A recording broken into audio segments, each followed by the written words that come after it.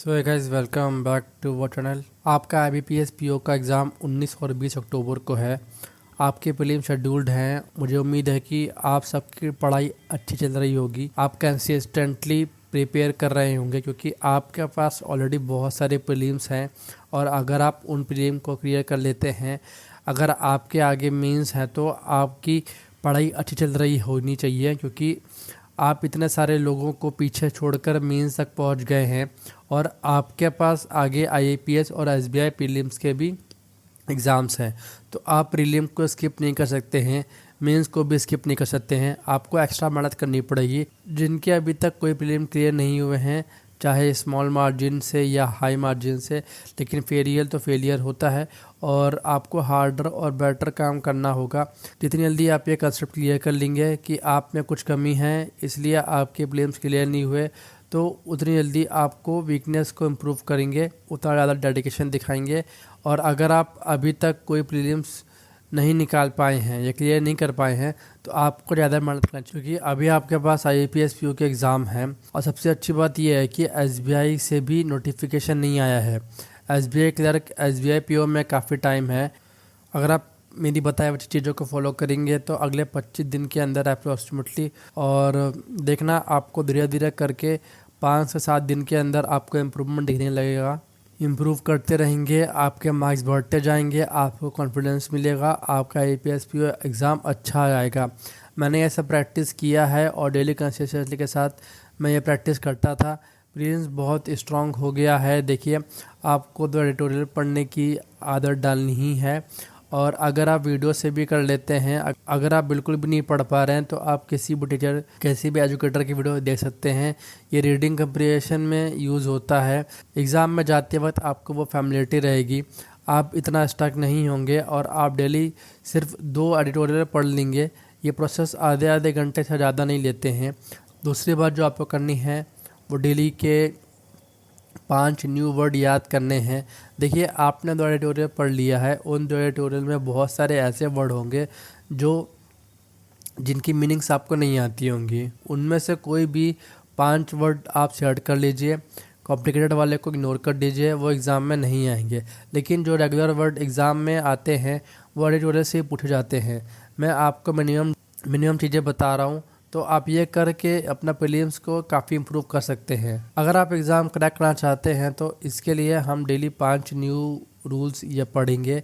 Grammar को देखिए, अगर आप बेसिक ग्रामर क्लियर है, आप नाउन, प्रोनाउन, एडवर्ब, एडजेक्टिव जानते हैं, अगर ये सब हो जाता है आपका काम ठीक हो जाएगा। उसके बारे में ज़्यादा डिटेल में पढ़ने की ज़रूरत नहीं है। जो आपको अपने बैंक एग्ज़ाम में करना है वो है निमिषा बंसल के 120 रूल्स को पढ़ना है। इसके साथ साथ आप मॉक्स भी लगा सकते हैं। अगर सेक्शन मॉक्स लगा सकते हैं, क्विज़ेस लगा सकते हैं।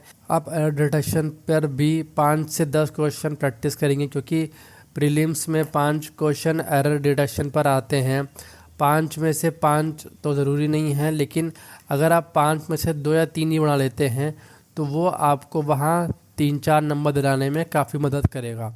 जो भी रूल्स आपको पढ़ने हैं, अगर आप ऑलरेडी खुद से पढ़ लेते हैं तो मोर देन सफिशेंट है। आपको क्या करना है कि आपको डेली कम से कम 3 रीडिंग कंप्रीहेंशन करने हैं। आपको क्वेश्चन के साथ साथ 3 रीडिंग कंप्रीहेंशन बनाने हैं, इसे पढ़ना है, इसे क्वेश्चन सॉल्व करने हैं। और अगर आपसे गलत हो रहा है तो देखना यह है कि आपकी गलती क्यों हो रही है, कहाँ आप इम्प्रूव कर सकते हैं। मतलब आपको अपना थॉट प्रोसेस काफ़ी अच्छा रखना है।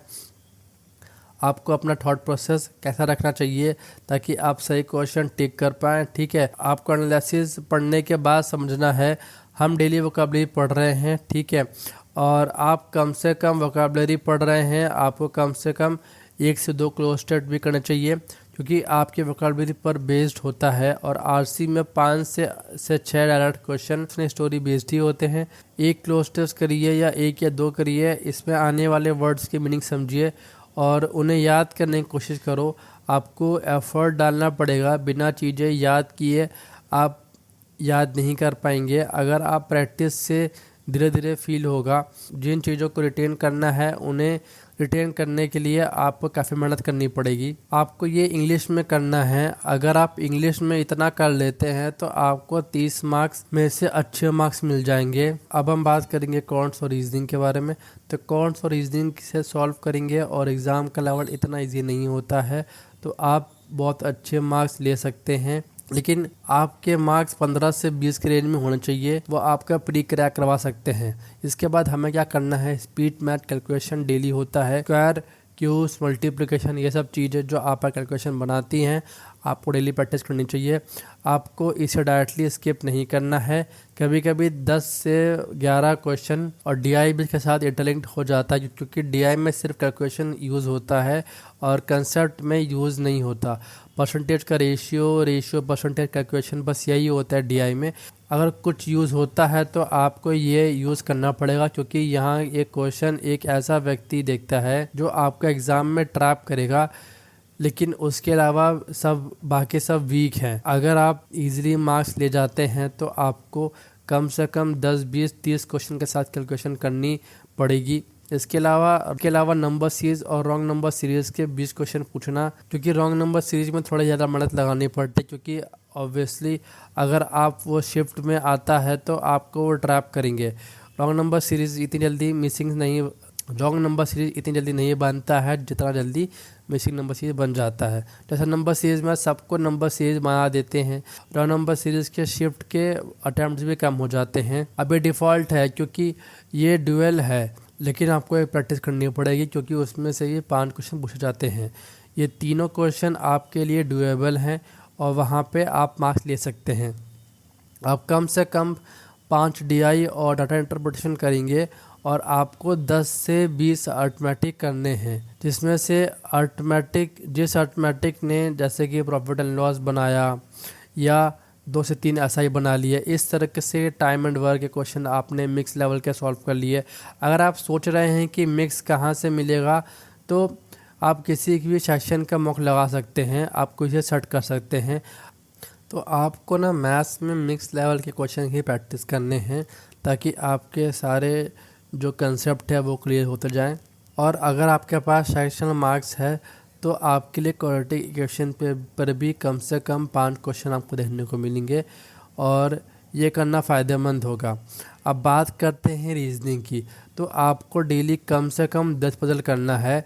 3 मिनट में आपको पजल और उसके क्वेश्चन सॉल्व करने की कोशिश करनी है। आगे से आप आधे मिनट में भी टास्क कर सकते हैं, उससे ज़्यादा आपके पास टाइम नहीं है। आप 5 मिनट अफोर्ड कर सकते हैं। आप 5 मिनट के लिए पजल बना रहे हैं, ये थोड़े ज़्यादा हैं, ये आपको नहीं करना है।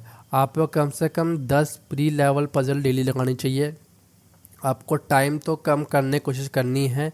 कंडीशन लिखने के तरीके का सीखना है, कैसे लिखना है, कैसे नोट डाउन करते हैं, कैसे लिंक ऐड करते हैं, कैसे एक शॉट में 2 से 3 कंडीशन क्रिएट कर लेनी चाहिए। इसके अलावा हम प्रैक्टिस करेंगे, इसी तरीके से हमको प्रैक्टिस करनी चाहिए। इसके अलावा मिसलेनियस की बात करें तो मिसलेनियस में इनइक्वालिटी, डायरेक्शन से भी 2-3 क्वेश्चन आते हैं। लास्ट में मैं एक टिप ये देना चाहूँगा। एक टिप ये है कि ब्लड रिलेशन एग्ज़ाम में ट्रिक के रूप में पूछा जाता है। जनरली ब्लड रिलेशन को लास्ट में लेना चाहिए, क्योंकि ब्लड रिलेशन शुरुआत में मत बनाओ।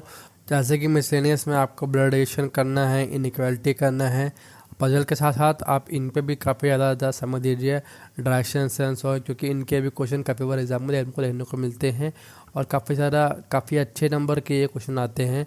और इतना भी अगर आप कर लेते हैं तो आपका प्री क्लियर होने के चांसेस पूरे बन जाते हैं। अगर वीडियो पसंद आए तो वीडियो को लाइक करिए और चैनल को सब्सक्राइब करिए। Thank you.